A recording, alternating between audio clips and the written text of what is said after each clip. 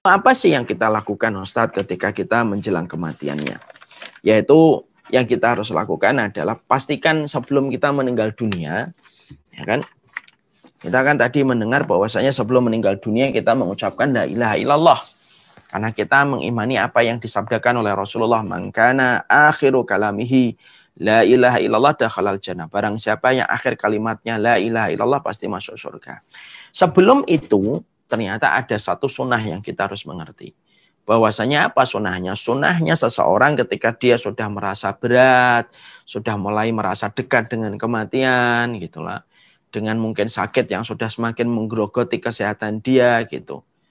Pastikan jangan sampai di antara kita ketika meninggal dunia atau orang yang kita cintai ketika dia menuju kepada kematiannya, kecuali memastikan bahwasanya hatinya selalu berhusnudzon kepada Allah dengan prasangka yang terbaik. Ini penting nih.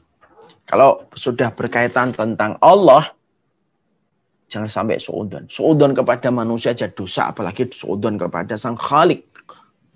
Makanya salah satu sunnah yang terabaikan, salah satu sunnah yang terlupakan, salah satu sunnah yang terabaikan adalah memastikan bahwasanya diri kita dan memastikan orang yang kita cintai sebelum meninggal dunia, kita hidupkan harapan dia, kita hidupkan rojaknya dia kepada Allah. Rojak itu berharap kepada Allah.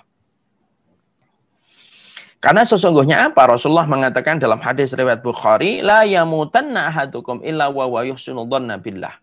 Jangan sekali-kali mati ya, kata Rasulullah. Jangan sekali-kali mati. Kecuali kemudian kamu itu berbaik sangka kepada Allah Subhanahu wa Ta'ala. Jangan sekali-kali mati kecuali kamu berbaik sangka kepada Allah.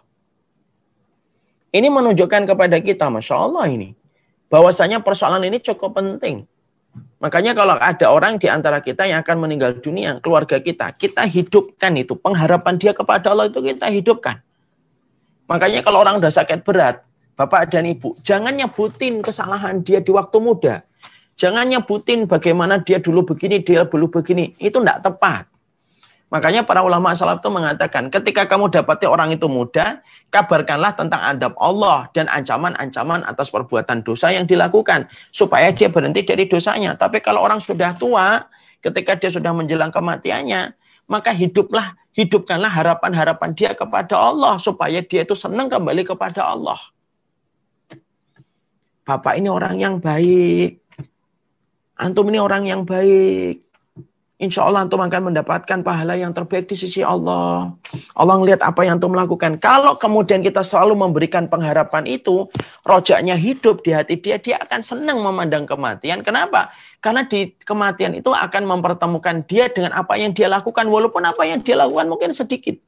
Tapi karena baik sangkanya dia kepada Allah, maka Allah akan memberikan kepadanya sesuai dengan apa yang dia tanam dalam baik sangka dia kepada Allah.